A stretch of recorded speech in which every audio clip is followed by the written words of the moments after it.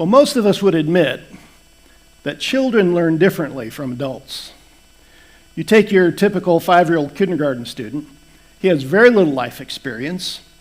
Whatever the teacher says goes. They love their teachers, and they'll even tell a parent, "My teacher said," and that's gospel truth. Adults aren't that way.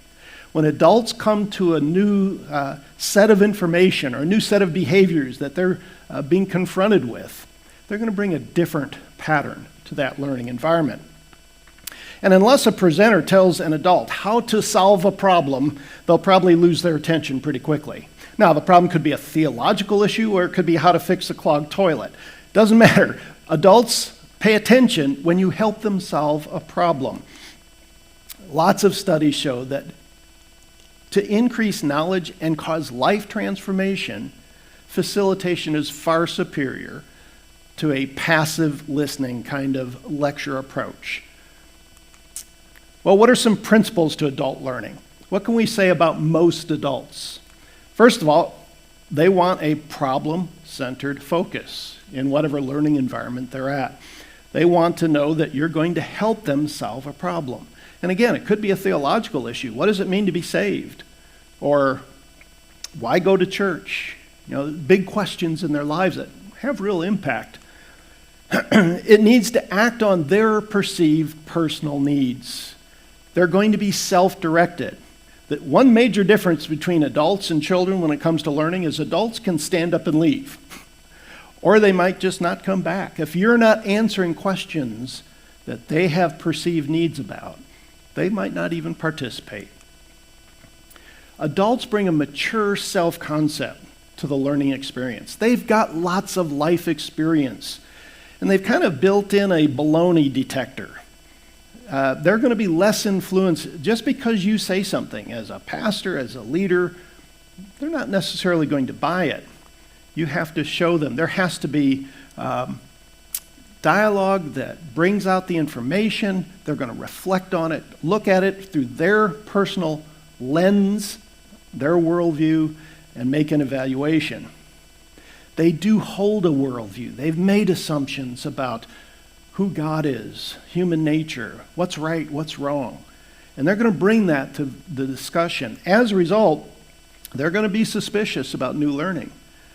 Don't expect adults to change their assumptions, to change their worldview instantly, much less their behavior. That's going to take some time. So adults will learn and change in a much different fashion than children. Well, as a result, if you're going to help adults be transformed, as Paul says, by the renewing of their mind so that they're not conformed by the culture, that learning must be active rather than passive. It has to engage adults. They have to use critical thinking, evaluation, self-reflection, all the things that active learning involves. You need to get the agreement on what's being learned, what's being discussed. If adults find out there's a bait and switch going on, again, they'll get up and walk. There needs to be opportunity to ask questions. Adults aren't going to sit quietly, or it's not the best situation if they just sit quietly, because eventually that may show they're not interested in what you're dealing with. They want to engage, they want to look at the issue from various perspectives and see if you really know what you're talking about, or the group, or they want to ask questions about maybe it's a text, a biblical text, or an article that you're focused on. They want to wrestle with it. There needs to be a safe environment. If there's ridicule involved, let's say an adult who's generally kind of quiet anyway, they're not outspoken, and they drum up the courage to ask a question and they're ridiculed, they're gone.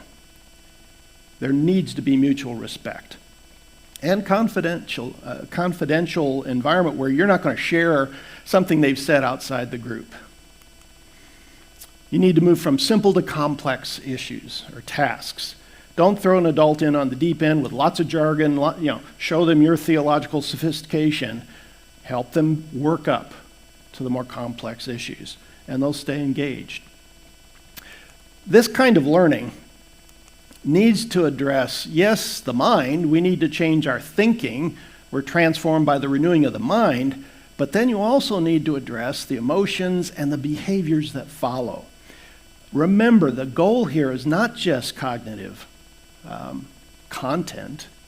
We want people to become more Christ-like. The end result is they actually follow Jesus and obey all that he taught. That's the goal. There's a learning theory out there proposed by a fellow named Jack Misro, and I think he's encapsulated a lot of what we're talking about here. And again, studies have confirmed this over and over.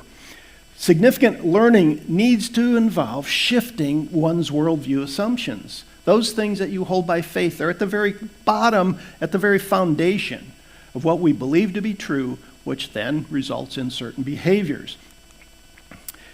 This is often started, this transformation of perspective, of worldview, by something that's disorienting. Well, what do we mean by that?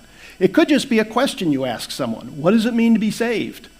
And then you start talking about it, and it's not what they thought it was. Or what's the function or purpose of the church? In other words, there's a difference between what they think the church is about and what they see Scripture, how the Scripture talks about the church. That can be disoriented. That can create a dilemma. They're going to critically reflect on that dilemma, gathering new information, again, Scripture, articles, discussion, and eventually they're going to make new meaning. They'll see some change, and hopefully their perspective or their worldview will shift with it. Adults go through this process. Guess what? That takes time. So patience has to be involved in facilitating a group through a given study. So, to review this nice little fancy chart, we want the teacher to become less active as a teller, more active as a guide, guiding a discussion on the given topic at hand. We want the student to become less passive and more active as a learner. We want to move from facts to meaning to application. Knowledge should change our worldview. We want it to be a biblical worldview. We want to focus on the Scriptures and eventually apply that to one's life. And there's lots of steps along the way. All right, again, the goal. We can't emphasize it enough. All of this is about, in the church, moving people towards Christ-likeness, to obey all that Jesus taught. That's our goal.